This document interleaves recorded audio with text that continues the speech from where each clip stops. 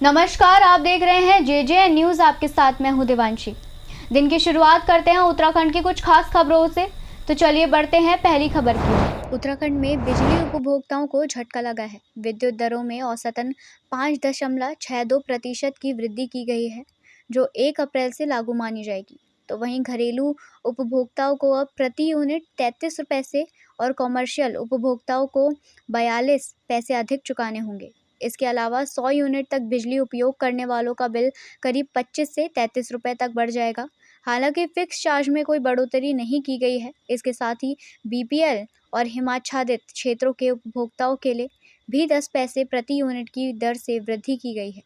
आपको बता दें, ऊर्जा निगमों द्वारा 35.23% टैरिफ वृद्धि का प्रस्ताव दिया गया था, जिसे विद्युत नियामक आयोग ने खारिज कर सीमित वृद्धि को मंजूरी दी। नैनीताल जिले में 12 से 14 अप्रैल तक लंबा सप्ताहांत हनुमान जयंती और अंबेडकर जयंती को देखते हुए पर्यटकों की भारी भीड़ को नियंत्रित करने के लिए ट्रैफिक और डायवर्जन प्लान लागू किया गया है। आपको बता दें, हल्द्वानी से पर्वतीय क्षेत्रों को आने जाने वाले वाहन 3 पानी फ्लाईओवर और गोला बाईपास होते हुए भेजे जाएंगे। रुद्रपुर और काराढूंगी से आने वाले वाहनों के लिए भी वैकल्पिक मार्ग तय किए गए हैं।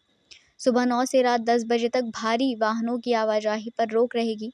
नैनीताल और कैचीधाम जाने वाले पर्यटक वाहनों को शहर के बाहर पार्किंग में रोका जाएगा और शटल सेवा से आगे भेजा जाएगा। सोमेश्वर क्षेत्र की एक महिला से सोशल मीडिया पर आपत्तिजनक फोटो और वीडियो वायरल कर ब्लैकमेलिंग करने वाला आरोपी को मात्र 1 दिन में गिरफ्तार कर लिया गया है। आरोपी आनंद सिंह नेगी ने महिला का व्हाट्सएप अकाउंट हैक कर उसे ब्लैकमेल किया और फिरौती के साथ जान से मारने की धमकी दी। शिकायत दर्ज होने के बाद पुलिस ने तत्परता दिखाते हुए तकनीकी सर्विलांस से आरोपी की लोकेशन पंजाब के संगरूर में ट्रेस की और 10 अप्रैल को उसे गिरफ्तार कर लिया। पूछताछ में आरोपी ने अपना अपराध स्वीकार किया। आपको बता दें, आरोपी 2023 से सोशल मीडिया के जरिए महिला से संपर्क में था। सोमेश्वर पुलिस की इस तेज कार्रवाई की क्षेत्र में सराहना की जा रही है। पूर्व दर्जा मंत्री और वरिष्ठ भाजपा नेता बिट्टू कर्नाटक ने सोबन सिंह जीना विश्वविद्यालय अल्मोड़ा के कुलपति प्रोफेसर डॉक्टर सतपाल सिंह बिष्ट से शिष्टाचार भेंट की। इस दौरान शिक्षा, रोजगार और विश्वविद्यालय के विकास पर गंभीर चर्चा हुई। कर्नाटक ने कुलपति को उनके सफल 2 वर्षीय कार्यकाल पर बधाई दी और मिलिट्री साइंस जैसे रोजगारपरक विषय शुरू करने का सुझाव भी दिया। साथ ही उन्होंने विश्वविद्यालय परिसर की सड़क की खराब स्थिति पर भी चिंता जताई। कुलपति बिष्ट ने छात्र हितों और विश्वविद्यालय को बौद्धिक और सांस्कृतिक केंद्र बनाने की प्रतिबद्धता जताई। तो वहीं ये संवाद शिक्षा क्षेत्र में सकारात्मक ऊर्जा और सहयोग की दिशा में एक अहम कदम माना जा रहा है। गर्मी और संभावित जल संकट को देखते हुए जिलाधिकारी वंदना ने 15 अप्रैल से 20 जून तक विशेष निर्देश जारी किए हैं। नैनीताल, हल्द्वानी, रामनगर और लालकुआं जल संस्थान के अधिकारियों को निर्देशित किया गया है कि इस अवधि में नए जल संयोजन पूरी तरह से प्रतिबंधित रहेंगे। इसके अलावा भवन निर्माण के लिए स्वीकृत कनेक्शन भी रद्द किए जाएंगे। सर्विस सेंटर्स पर वाहन धुलाई पर रोक रहेगी, केवल ड्राई वॉश की अनुमति होगी। तो वहीं टुल्लू पंप का प्रयोग, ओवरफ्लो और रिसाव पर सख्त कार्रवाई की जाएगी। जल उपयोग केवल पेयजल के लिए सीमित रहेगा। पाइपलाइन लीकेज पर तत्काल मरम्मत के निर्देश है।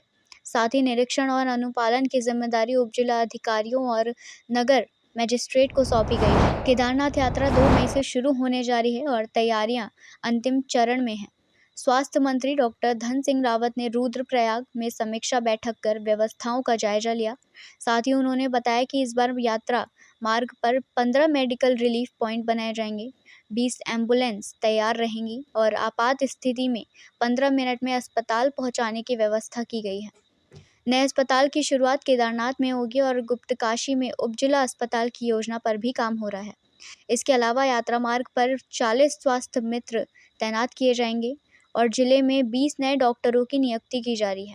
साथ ही यात्रियों से SOP का पालन करने की अपील की गई है। चंपावत जिले के दूध पोखरा गांव के कमलगिरी ने सरकारी योजनाओं का लाभ उठाकर स्वरोजगार की मिसाल पेश की है। 4 साल पहले छोटी दुकान चलाने वाले कमलगिरी अब 35 नाली भूमि पर सेब, कीवी, आड़ू, खुमानी और सब्जियों की खेती कर रहे हैं।